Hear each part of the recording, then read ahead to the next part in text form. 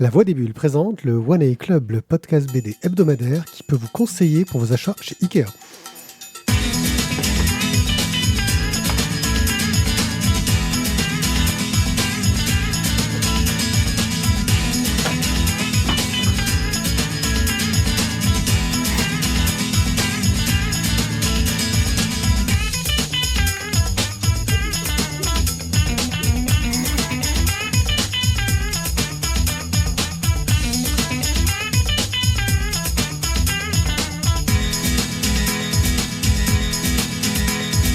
Coucou les gens, bienvenue au One A Club, je suis One A Pied, nous allons vous parler de bande dessinée.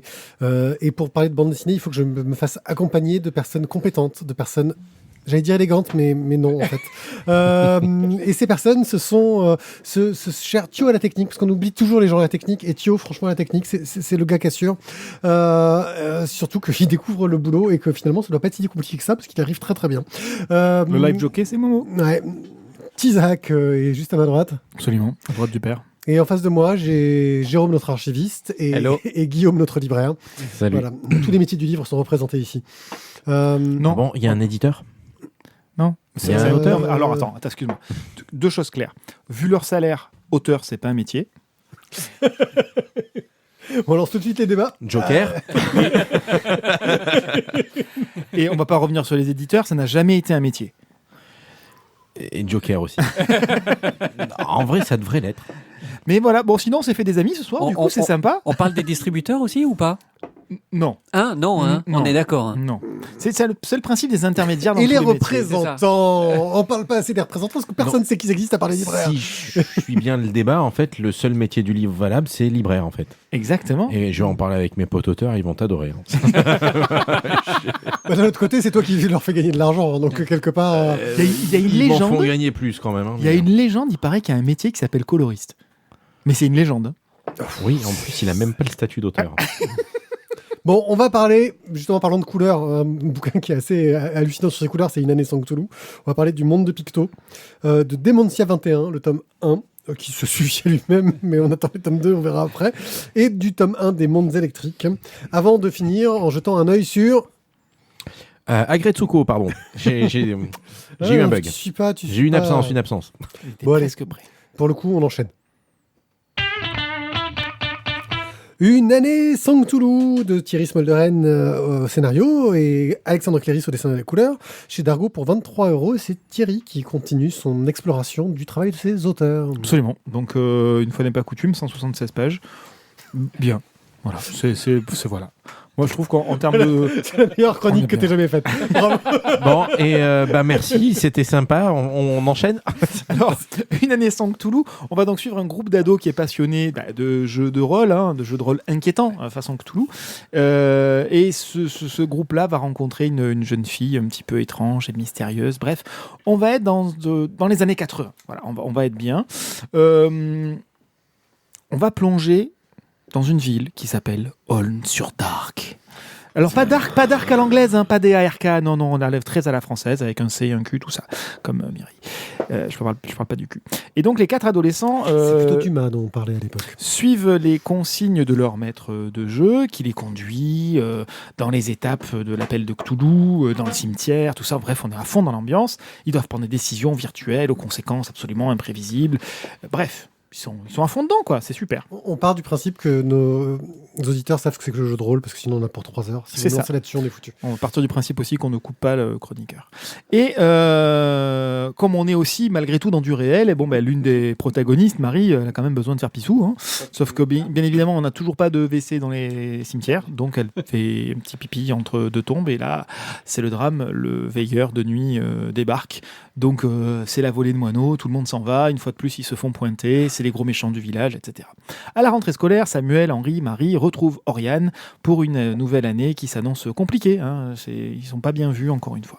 Et le groupe aime aller fumer des joints sous le vieux chêne. Ils aiment se retrouver entre eux. Ils sont connus par la mairie du village. Ils sont connus par la mère de machin qui fait partie du conseil machin. Et bref, c'est toujours pareil. Ils ont une sale réputation. Au bout du milieu d'un cours, le prof s'arrête et une jeune fille arrive. Une magnifique jeune fille. Je veux dire, tout le monde est sous le charme. Elle arrive de Beyrouth. petits trucs exotiques comme ça, c'est un peu mystérieux. Et elle raconte des histoires de plongée sous-marine, elle a vu des ruines, elle a trouvé des objets, voilà, c'est un petit côté exceptionnel. Elle fascine absolument tout le monde. En plus de ça, sa famille, ou plutôt son père, est un druide. Pas un droïde, hein, un druide. Et voilà, on nage à fond dans quand même la jeune fille belle, mystérieuse. Et donc forcément, elle va rejoindre ce groupe qui fait quand même des choses mystérieuses aussi avec ses jeux de rôle.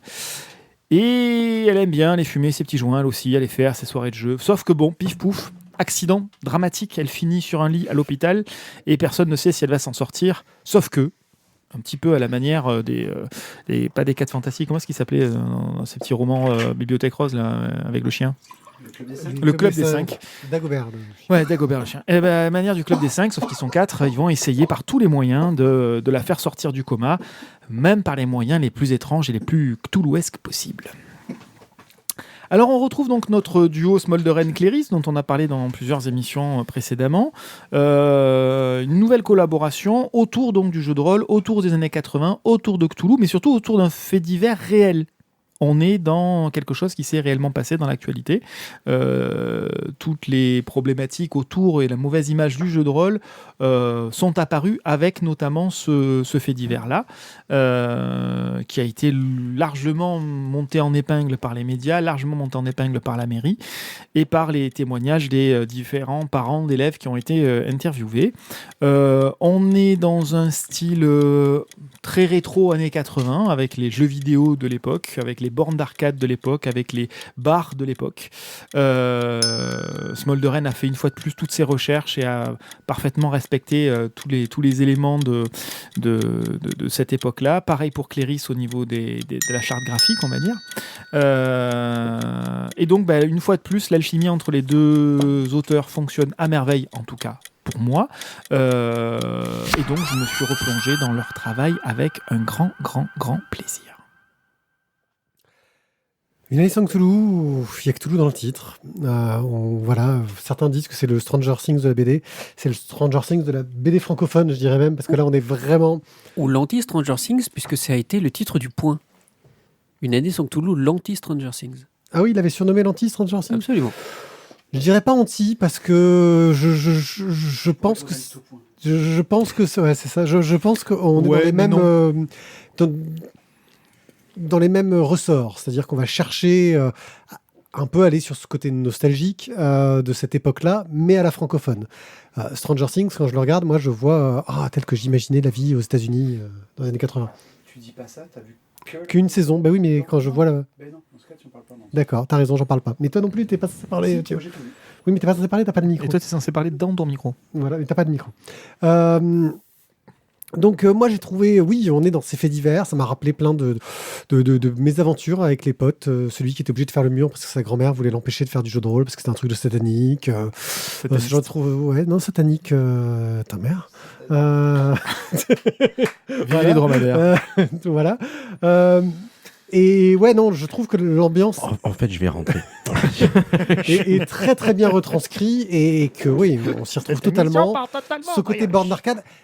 J'avoue que c'est les un peu plus vieux que moi qui sont traités là-dedans. C'est ceux qui avaient ramené les jeux de rôle des États-Unis. Oui. Qui, voilà, moi, je les ai découverts de loin dans mon village paumé. Dans les années 80, tu bouffais encore ton biberon, mon pote. Hein. Mais ouais, je sais. Enfin voilà, donc moi, je hein. suis la petite génération juste après, quoi. On commençait à voir les VF. Truc de fou. Voilà, moi j'ai trouvé que c'était plutôt bien fait, que le style graphique de Cléris marchait très très bien.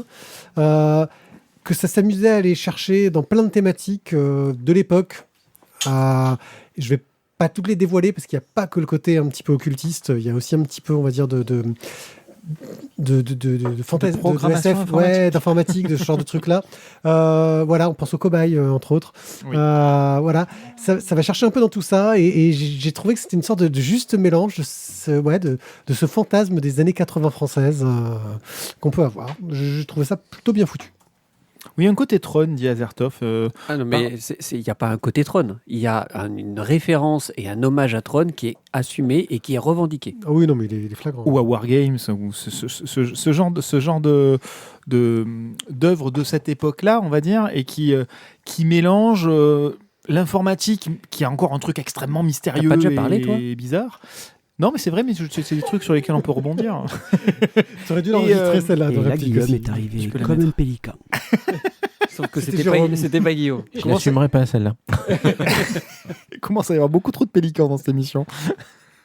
Bref, toujours est-il que encore une fois, les recherches de Cléris vont à chaque fois un peu loin. Je me suis coupé dans ma préparation parce que j'ai essayé de respecter le timing.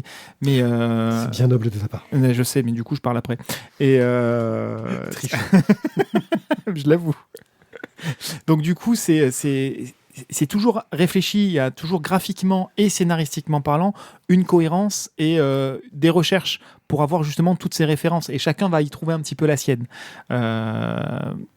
Et on a ce côté un petit peu surréaliste dans la réalisation de ce scénario, qui est quand même ancré dans un fait divers, mais qui va chercher un petit peu loin dans les explications. Et c'est ça qui est sympa, c'est qu'on sort un peu des sentiers battus, on n'est pas dans simplement enquête et fait divers sur W9, quoi. Alors, on va repartir de la base. Où est-ce que tu as vu que c'était ancré sur un vrai fait divers ? Où est-ce que tu as trouvé l'info ? Ouais, Je ne sais plus. Oui, parce que ça me semble. Parce que ce n'est pas un vrai fait divers, en fait.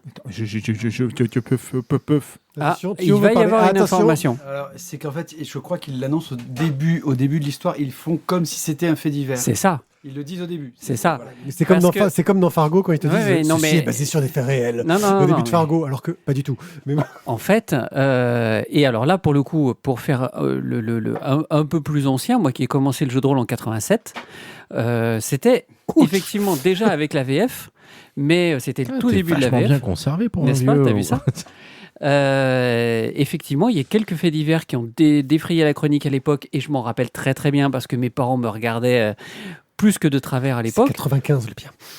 Et avec, en particulier, moi je me rappelle d'un mort. Oui, Je vais juste lire la 4e de couve. vas-y. Tout le monde se souvient de la tragédie d'Aulne-sur-Dark et de l'émotion suscitée par la C'est une presse quatrième de couve. C'est une lorsque quatrième de fut couve. révélée l'existence des jeux de rôle morbides auxquels se C'est livraient ça, les lycéens c'est une de la quatrième région. de couve. C'est l'histoire de ces lycéens que relate ce livre. Tu t'es fait avoir. Alors, moi, je veux bien m'être fait avoir, mais du coup, ça fonctionne très bien. Mais ça fonctionne très bien. Après, Alors après, c'est... le, moi, je veux bien mettre un des- gros erratum, un- complètement, mais le- ça fonctionne très bien. Pour moi, un des faits divers qui a marqué mes débuts de jeu de rôle, c'était effectivement un rôliste qui a assassiné une personne dans un arrêt de bus à l'époque.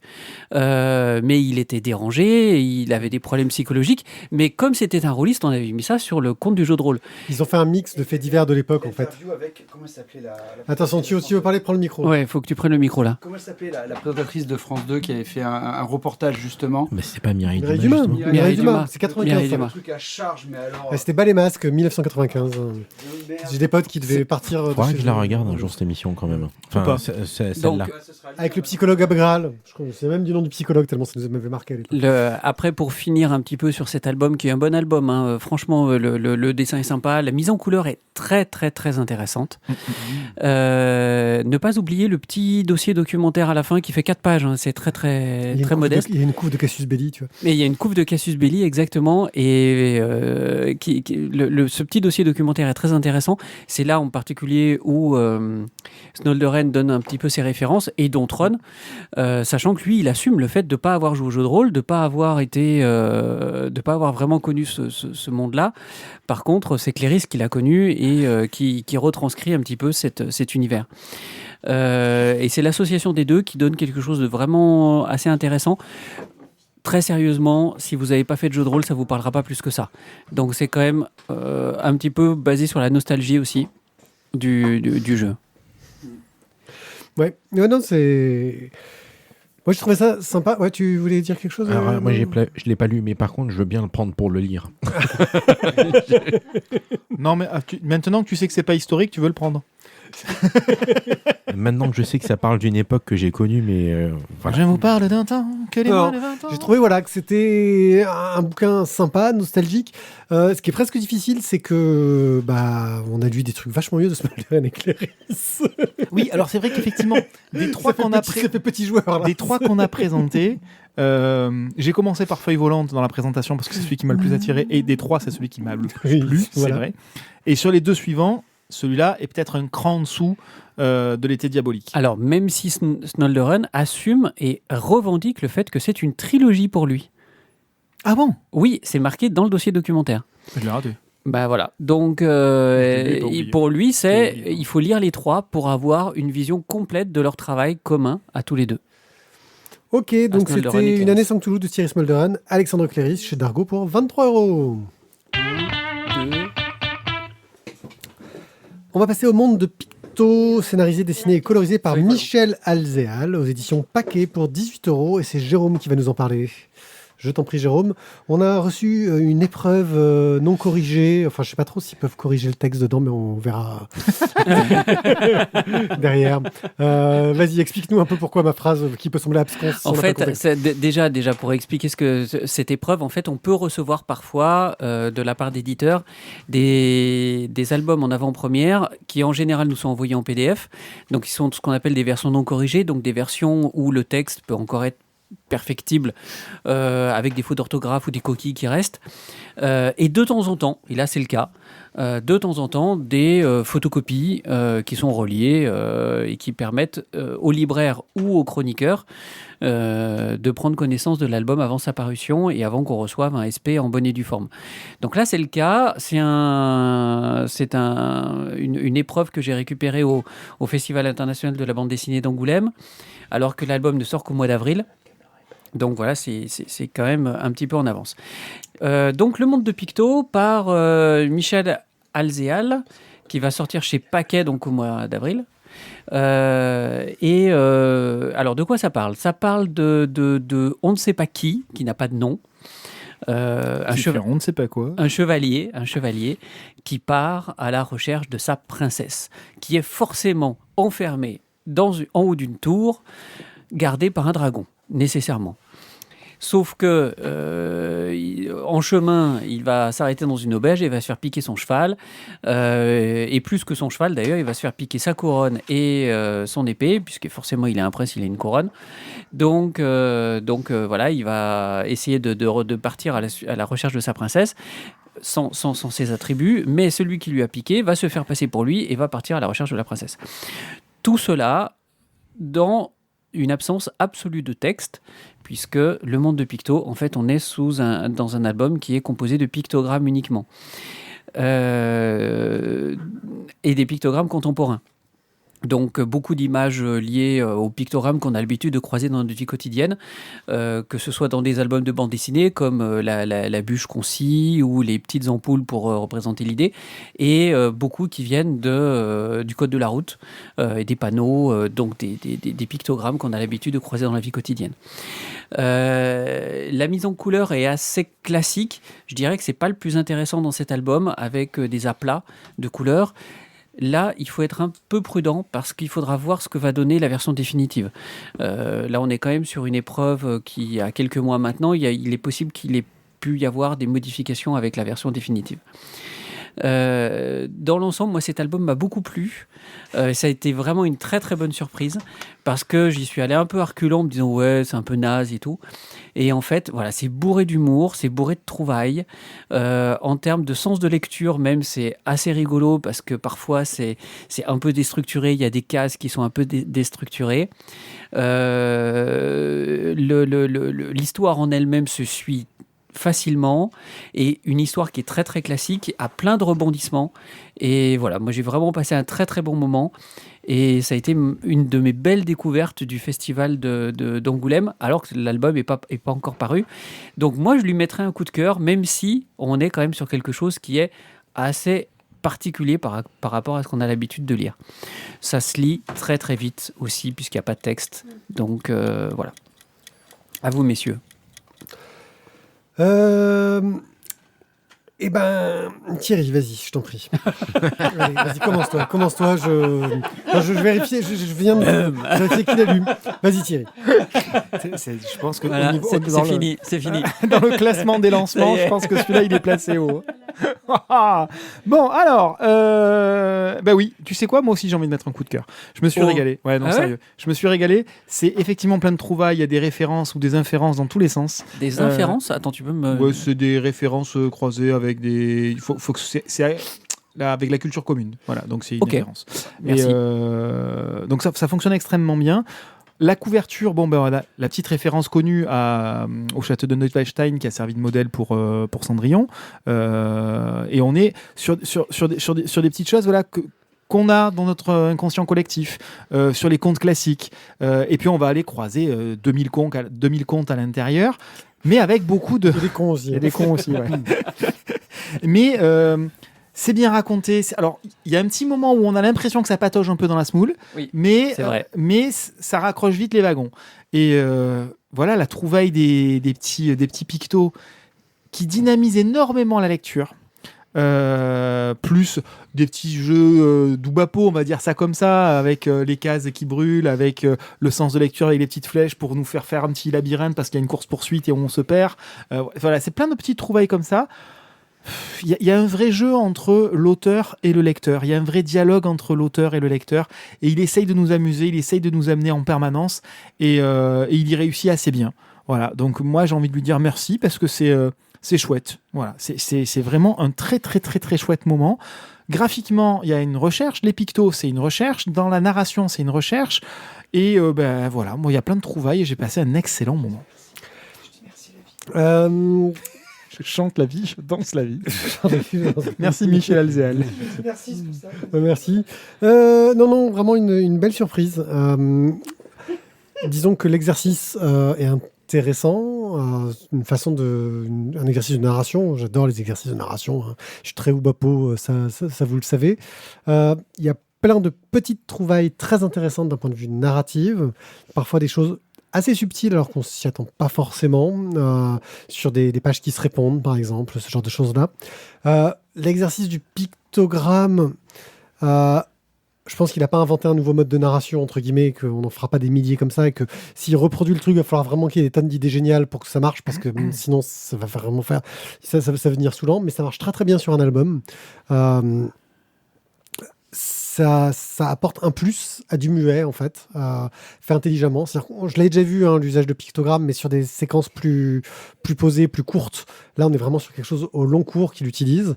Ce côté de mélanger toutes les références pour être sur quelque chose de parfois assez contemporain, quand il fait le plein de son cheval, ou partir dans des délires, où il y a Pinocchio au milieu, ou la princesse, Belle au bout dormant, voilà. Il y a un peu de réponse aussi, il y a plein de trucs. Ouais, complet. Voilà, donc il y a plein de mélanges de contes qui fait que justement ça fonctionne, parce qu'il va chercher dans des références oui, il y a des selfies au milieu, voilà. Il va chercher dans des références qui sont connues de tous. Et c'est ce qui marche. Donc, je pense qu'il a choisi une très bonne thématique pour son genre graphique. Et donc, tout fonctionne superbement bien. Et c'est ce qui va me faire aller vers le sens du coup de cœur.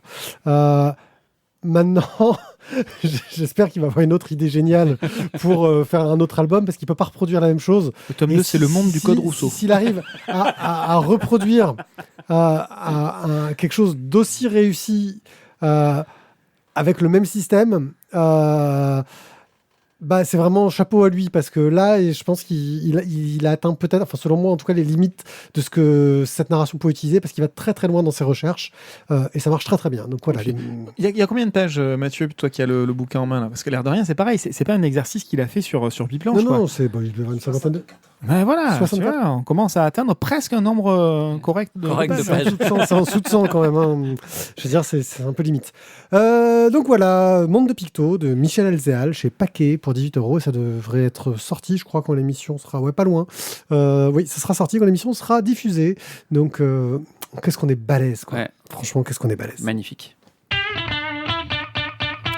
Mais on n'est pas aussi balèze que Matt Descaches, Chevon, Warloff, Stéphane, Cobal et Boob qui nous donnent des sioux, car il faut donner des sous. On adore ça. En plus, on fait plein de références à des sketchs de vieux, parce qu'on est comme ça. On a atteint notre âge. Et arrive à notre âge, vous savez ce que c'est, nos retraites vont être très très difficiles. On va beaucoup souffrir à ce niveau-là. Et donc il faut nous soutenir. Parce que jusqu'ici, on puise sur nos maigres économies pour pouvoir s'acheter du matériel. Heureusement qu'on a le soutien de certains auditeurs, mais vous savez ce que c'est la technologie, ça va plus vite que nous. Je veux dire, on commence à être des vieux croulants, ça fait plus de 10 ans qu'on fait du podcast, ça craint. Donc soutenez-nous, ça nous fera le plus grand bien. Et si vraiment vous n'avez pas de sous, que vous ne pouvez pas nous offrir un café par mois, je veux dire, je comprendrais, la vie est dure pour tout le monde, mais vous pouvez parler de nous, vous pouvez acheter vos BD en cliquant sur les images sur lavoidesbulles.fr qui vous emmèneront chez Bubble pour aller acheter quelque chose chez votre libraire préféré, parce qu'il faut soutenir son libraire préféré, surtout quand il est à notre table et qu'il est barbu et qu'il fait peur. Voilà. Donc merci encore. Merci encore à tous. Et je crois qu'on peut tout de suite passer à la suite bizarre. Suite bizarre. Et quand je dis suite bizarre, on sait que c'est Guillaume qui va parler, car il va nous parler de Dementia 21 de Shintaro Kago. Je suis outragé. Sorti chez Pourquoi Uber. la suite bizarre, c'est un éditeur que je connais pas, Uber, pour 23 €. Tu connaissais Uber comme éditeur Ouais, ils font aussi des trucs de voiture et de je suis outragé. Dans Outragé, il y a trajet, c'est ça Alors, pour anecdote, petite histoire de comment j'ai sélectionné Dementia 21 pour la chronique. C'était plus ou moins au pif, parce que en mal d'inspiration. On reconnaît là le talent. Non, mais j'ai glissé dans la librairie et pouf. Voilà, et on avait dit aussi qu'on coupait pas le chroniqueur, je crois. Ah bon? Qui c'est qui a dit ça? Tu peux balancer ton pélican là, s'il te plaît. Et là, Guillaume est arrivé comme un pélican. Bref, plaisanterie mise à part. Il y avait quand même une raison. On avait donc Dementia sur la table des nouveautés. Et donc, vous voyez la couverture, ce côté complètement psychédélique, un peu fumé, comme savent le faire les Japonais. Et je me suis dit, tiens, ça fait longtemps que j'ai pas lu ce genre de bouquin, j'ai envie d'essayer. Donc, on va en profiter, on va mettre ça dans la chronique. Pour finir la blague, il me semble que j'ai même pas fini de le lire. C'est-à-dire que tu as fait un bouquin à chroniquer. Non, mais c'est-à-dire que je l'ai pris, j'ai commencé à lire, je fais ah ouais, bien et tout, ça vaut le coup. J'ai l'impression d'avoir Et Kevin puis, au fond de la classe, tu sais. Je voulais amener, et puis j'ai pas eu le temps de le finir. Quoi. Franchement, je vous promets. Non, mais c'est clair. Et donc voilà, les blagues étant racontées, Dementia, c'est quoi? En fait, c'est. Mais oui, 2 fois. On va suivre une jeune femme qui est la meilleure employée du mois. Elle a tout le temps les meilleures notes. Elle est au top du top dans une entreprise qui s'occupe de faire de l'assistance pour les personnes âgées qui restent chez elles. Et bien sûr, elles ont des missions à remplir pour X jours avec certaines fonctions des missions. Ça va être juste assistance, préparation des repas. D'autres, c'est il faut carrément les laver, etc. Et à chaque fois, les clients vont donner une note et à chaque fois, elle récolte la meilleure note. Sauf que ça plaît pas à la charmante brune qui se trouve couchée avec le manager et donc en fait, il monte un truc pour la saborder parce qu'elle veut devenir la première et la meilleure employée du mois parce qu'il y a les primes qui vont avec, hein, clairement. Et donc, voilà, il la balance sur toutes les missions les plus pourries et les plus débiles et les plus aberrantes. Et cette pauvre jeune femme va enchaîner les missions de malade. Et donc... La planche que tu montres. Et donc, j'ai alors, le sujet m'a intéressé puisque donc je suis marié à une ergothérapeute qui travaille donc en EHPAD et forcément le sujet me connaît un peu. Voilà. Et ça va hyper loin. On est dans un bouquin qui joue avec le comique d'absurde très très bien. Qui nous met dans des qui met le personnage dans des situations juste improbables. De là à dire impossible, il y en a certaines que je le dirai pas en fait. Mais voilà, ça va très très loin comme les Japonais sont capables de le faire quand ils se disent allez, on y va. Il se trouve que sous le côté aberrant, débile, psychédélique et démentiel, en fait, on va avoir finalement une belle critique et une belle satire sociale. Parce que le sujet de comment on traite nos vieux, comment on s'occupe d'eux et comment on les accompagne en fin de vie est un sujet assez épineux. Et finalement, ça montre dans quels excès on peut aller, parfois pour de mauvaises raisons. Au hasard, on balance une pauvre nana au milieu d'un truc improbable, juste parce qu'on veut être calife à la place du calife. Et si vous voyez des échos avec des histoires de nos EHPAD, oui, c'est exactement ça. Voilà. Et j'avoue, allez, je vais commencer juste pour éliminer tout de suite un défaut, je trouve, à cet album-là.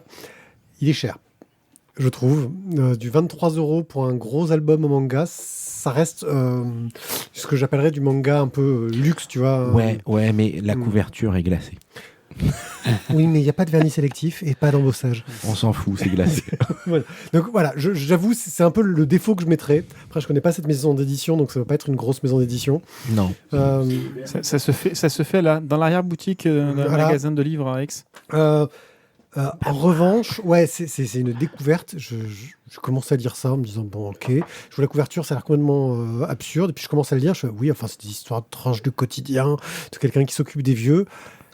Et là, d'un coup, ça part en vrille où elle va changer la couche des super-héros japonais, là, géants, qui reviennent leurs anciens ennemis, mais ils deviennent copains, ils se font une belote, quoi. Enfin, non, c'est pas une belote, mais c'est un peu l'idée. C'est l'esprit. Un travail sur la condition des vieux qui sont mis à l'écart, qui sont abandonnés, sur tout le monde essaie de se débarrasser. C'est plein de mini-histoires totalement indépendantes en fait. Ouais. Donc c'est censé être à suivre. Donc ça fait presque bizarre un truc comme ça à suivre parce qu'il n'y a pas vraiment de suivi dans l'histoire. C'est que des micros, à part le premier épisode qui te lance une thématique genre on va lui donner que des boulots de merde. Ouais, elle enchaîne sur les boulots de merde. Elle va dans la maison hantée. Elle va sur l'endroit où les vieux se multiplient toutes les nuits. Oui. Il y en a plusieurs, on peut plus toutes les nuits. Et puis elle est toute seule. Et puis au bout d'un moment, elle se retrouve dans la 25. Puis la maison explose tellement il y a de vieux dedans. Sur le vieux qui, quand il perd la mémoire de quelqu'un, et ben le quelqu'un en question, il explose. Parce que le vieux l'a oublié, donc il explose. Et donc elle doit faire tous des efforts pour qu'on se souvienne d'elle. Et comme toute la famille est là, c'est ça va papy, tu te souviens bien de moi hein, et c'est que des histoires complètement folles là-dessus, mais qui traitent avec un humour absurde et gras, vraiment de comment on vieillit. Il y a pas mal de cynisme aussi, hein, parce que typiquement le vieux qui s'il t'oublie, tu es effacé de l'existence. L'épidémie de dentier aussi est pas mal. Ouais, où t'as toute la famille qui est accrochée au vieux pour ne pas être oublié. Ouais, c'est bien cynique. Ouais, on voit bien oui, on veut pas que papy nous oublie, mais en fait, rien à foutre d'exploser. C'est l'héritage qu'on veut, quoi. Ouais, non, mais il y a ce côté-là. Et voilà, moi ça m'a beaucoup fait penser au travail j'ai oublié le nom, ce putain d'artiste qui a fait un seul manga, qui a fait Perfect Blue. Voilà, j'ai oublié son nom et qui est trop bien. Hein, avec l'accent. Perfect Blue. Non, j'ai oublié son nom. J'ai oublié son nom. Voilà. On ne dit pas les accents. Perfect Blue, c'est. Vas-y, trouve-moi le nom. Satoshi Kon, voilà. Pourtant, c'était facile. Mais il n'a pas fait que ça en plus. Hein. Oui, Azartov. D'après Merci l'œuvre Azartov. de Lia Sargent. Voilà, Et donc il a fait plein de trucs vachement bien. Et il y a un manga de lui que j'ai adoré, dont j'ai oublié le nom, qui est grandiose et qui est pas fini. C'est dégueulasse parce qu'il est mort avant de le finir, ce qui est d'autant plus dégueulasse. Voilà. Bref, j'ai retrouvé cet univers-là, j'ai retrouvé ça. C'est un très très bel album. Moi, je me suis régalé. Jérôme va-t-il nous démentir? Non, je vous démentirai pas, sauf pour la couve. Moi, j'ai pas aimé cette couve parce qu'en fait, pour tout vous dire, je n'aime pas la mode actuelle. Parce que dans la BD, il y a des modes tout le temps, sans arrêt. On n'échappe pas à ce phénomène-là. Et en ce moment, la mode actuelle, c'est celle du manga horrifique. Et j'aime pas ça. Moi, j'aime pas Jinjo Ito, alors que tout le monde adore. Oui, mais moi, j'adorais avant que ce soit populaire. J'assume complètement. Et tout le monde adore, et c'est très bien. Je veux dire, il en faut pour tous les goûts, mais moi, j'aime pas. Et cette couve, en fait, elle me fait penser à ça. Elle me fait penser à un dessin d'un manga horrifique. Mais vous pouvez dire non, hein. C'est moi qui. Après, Ça fait serait penser- plus du Perfect Blue, justement. Ouais. Et C'est le sourire qui voilà. Chez Junjo Ito, les personnages ils sourient pas. Ok. Et Annie Cordy. Je suis désolé, j'ai pensé à ça. T'as pensé à Annie il a Cordy? pensé à Annie Cordy. Annie Cordy en regardant la couverture. Oui, alors Avec ta taille, quelque part, ça ouais. peut être un peu horrifique aussi. Ok, Je suis ouais, d'accord. non, c'est vrai. Chaud cacao. Non, mais la tête qui s'ouvre, moi, ça m'a fait penser à du Jinjo Ito. Mais bon, peu importe. Et en fait, voilà, c'est vraiment une très très bonne surprise. Complètement d'accord sur tout ce qu'a dit Pierre, sur tout ce qu'a dit Guillaume, aucun souci. Voilà, il y a aussi les tours là, Oui. sur la condition des vieux qu'on entasse passe en fait dans des je l'avais tours oublié, lui, immenses. il est trop bien. Il est très très bien. Mais en fait, chaque petite histoire est une vraie découverte et une vraie belle découverte. Moi, je crains juste qu'effectivement, ce soit un album qui passe un peu sous les radars à cause de son prix, à cause de son petit éditeur, à cause de son format. C'est le travail des libraires que de le mettre en avant. Ben oui, mais voilà. Donc c'est notre travail aussi de faire connaître aussi ce type d'album. Mais voilà, donc Ça mérite un coup de cœur, c'était selon très toi chouette. Ah, là c'était hésitant. Non, mais après, tu pourrais. Et Guillaume, Ah, moi, oui, je pense que ça vaut le détour. Un petit Je coup de suis cœur, même pas, ça, je c'est suis pas sûr sympa, que ça quoi. mérite un tome 2, mais ce tome, tu vois, je suis à l'envers de ce que je dis d'habitude, tu vois. non, mais c'est Ça mérite pas un tome 2, mais ça mérite un coup de cœur. Ouais, Vous c'est attendez- ça, c'est Mais bizarre. qu'est-ce qui se passe là Ouais, ce soir je suis complètement. Justement, si ça mérite pas le tome 2, on n'aura pas à l'attendre pour savoir si on met le coup de non, cœur mais ou pas. ok. Ben, on peut mettre un coup de cœur. Et Guillaume, tu mettrais un coup de cœur en librairie?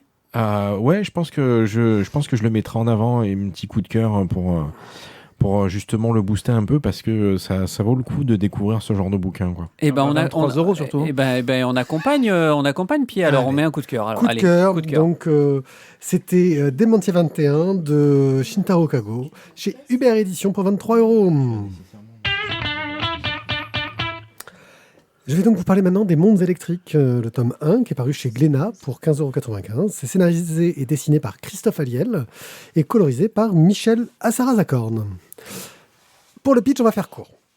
Coup de tonnerre, panne de courant, adultes qui deviennent fous dangereux, frères et sœurs séparés, ados qui se détestent, qui se redécouvrent et s'associent au milieu du chaos. Voilà, j'ai à peu près résumé. Mon pitch, c'est un peu moqueur, hein, parce qu'on ne va pas dire que c'est super original. Entre une histoire d'ados et de zombies, on retrouve pas mal de clichés, mais c'est mené hyper efficacement et on se prend en jeu malgré tout. J'insiste sur le côté cliché, mais c'est très très bien fait. Des histoires d'ados et de zombies, je veux dire, il y en a des tonnes maintenant. Je veux dire, c'est le 3e ou le 4e que je dis dans le genre. Voilà. Au niveau du dessin et de la couleur, Christophe Aliel, il fait de la super bonne World BD comme je l'aime. Ce que j'appelle la World BD, c'est un truc nourri d'influence comico-mango-franco-belge. On n'invente pas les mots, s'il te plaît. Si, comico-franco, voilà. J'ai inventé un mot, World BD, ce que tu veux. C'est une esthétique léchée qui est juste, selon moi, un peu desservie par un découpage qui est un peu trop coupé au cordeau. Christophe Aliel, il maîtrise super bien les rectangles. Il fait des trucs vraiment parfaitement rectangles. C'est des beaux rectangles, hein. Mais ça fige un peu l'action et il a un style graphique qui se prêterait vraiment à des trucs un peu plus explosés au niveau du découpage. Et je trouve ça super dommage. Ça fige son dessin qui, pourtant, lui, le dessin, il est super dynamique, tu vois. C'est un peu triste, tu vois, des trucs qui sortent un peu des cases, ce genre de choses-là, bah, ça manque. En conclusion, on est sur une très belle intro, c'est construit in media res avec un flashback qui va expliquer derrière comment on en est arrivé là, recette super classique.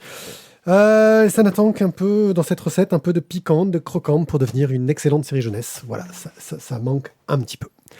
Voilà, c'était mon avis rapide pour le coup, et je vous laisse me donner le vôtre. Alors, pour ma part, je suis parti d'un très très très très mauvais a priori parce que j'aime pas du tout la couverture. Enfin, une classe, mais je trouve. Mais bon. Moi, ça m'a pas du tout fait envie. Cheapos, hein. Quand j'ai vu la couverture, déjà, c'est assez. Alors, terne, c'est pas le bon mot, mais c'est sombre et ça passe facilement inaperçu au milieu de tout le reste. Sans parler de surproduction, c'est encore un autre débat, mais voilà, tu la poses sur la table, il y a à peu près n'importe quelle autre couverture à côté, l'autre couverture va mieux sortir. Ça m'a pas fait envie. La couverture, par contre, a un côté efficace sur le contenu. La couverture représente exactement ce qu'on trouve dedans, et du coup, entre la couverture pas hyper remarquable et le côté de dire putain, encore une histoire de zombies, ados, machin, je suis parti avec un très mauvais a priori. Et pourtant, bonne surprise, parce qu'effectivement, on se prend bien au jeu. Je suis pas forcément un grand fanatique du dessin, mais en écoutant ce que tu viens de dire, c'est peut-être plus dû au fait qu'effectivement c'est trop figé dans les cases. Il aurait peut-être dû avoir une approche peut-être un petit peu plus manga ou un petit peu plus comics au niveau des découpages, et effectivement ça irait peut-être mieux avec son style.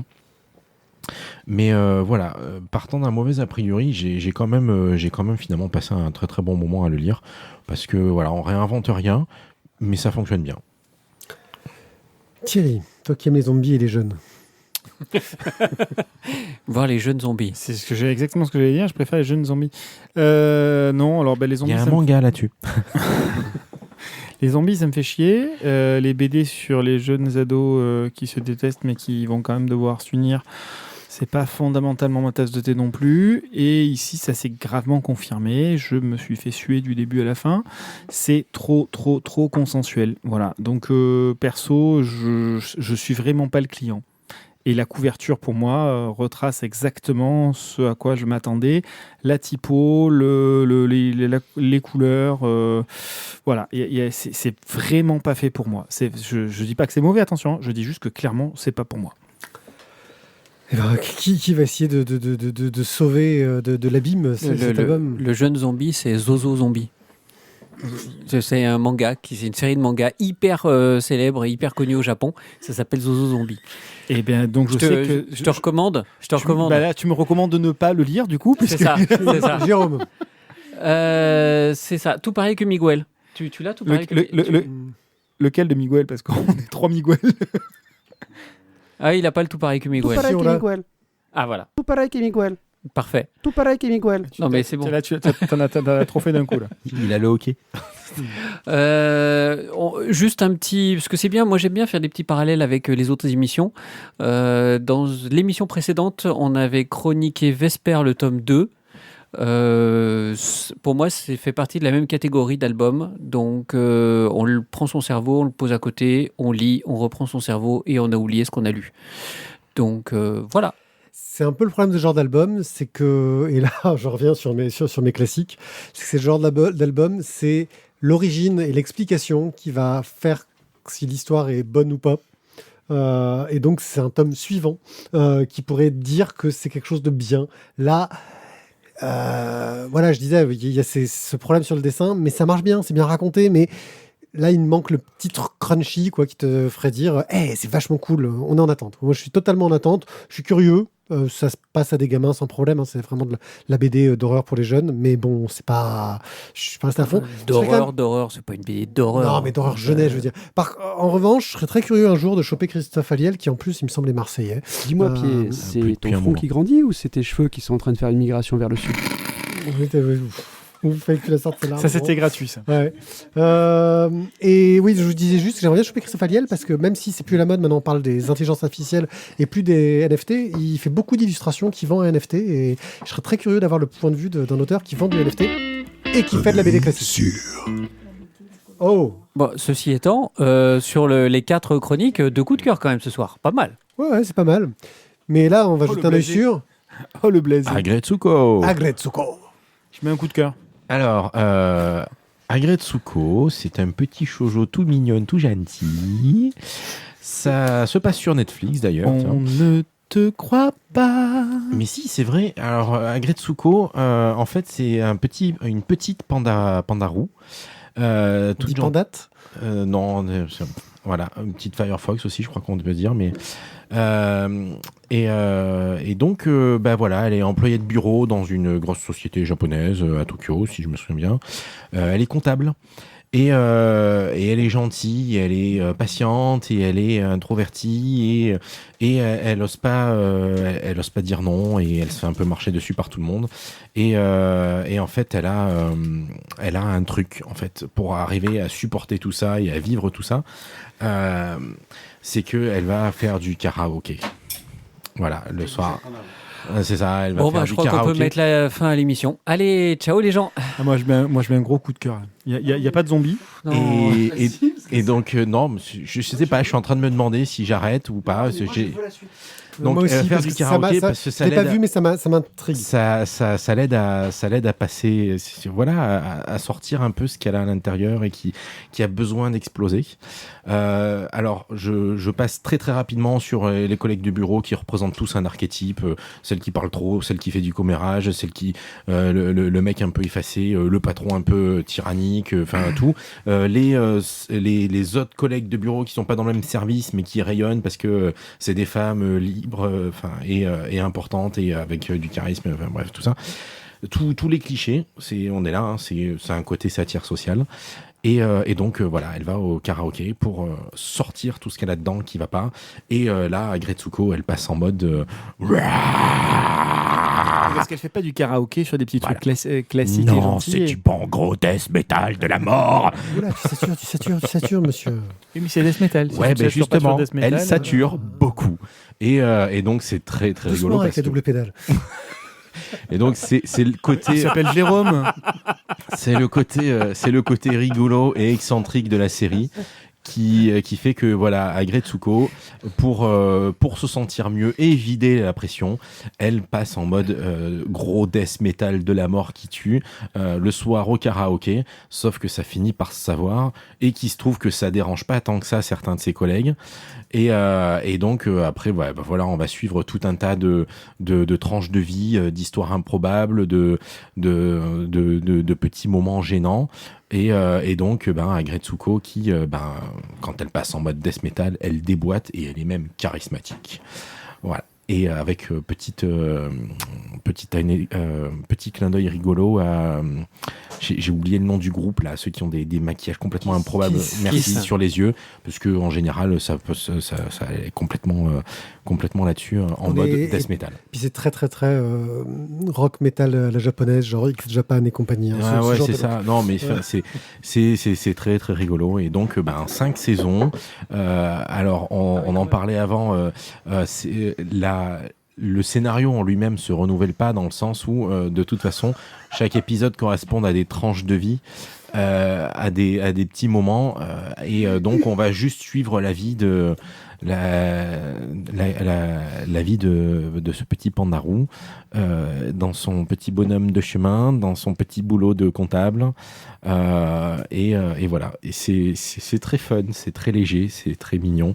Les animations, le dessin est tout simple, tout basique, un peu comme si on avait fait ça en Flash, pour ceux qui ont connu et qui connaissent Flash. Ouais. Et Flash Gordon. Non, Flash. Ah non, Flash, le logiciel d'animation. Et Macromédia Flash. c'est ça. Et c'est vieux. c'est simple, c'est efficace. J'aime bien. On se marre beaucoup avec ma femme. Qu'est-ce qui a fait notre technicien de la soirée? Eh bien, en gros, allez, je vais vous le faire en clair. Azertov a voulu proposer comme titre Doucement avec la double pédale, et le chat a dit est-ce qu'on autorise ce commentaire ou pas, parce qu'il peut être mal interprété. Voilà, c'était juste pour l'info. Et je crois que pour le moment, le titre qui a été choisi, c'est J'ai pas fini de le lire, qui en soi était pas mal.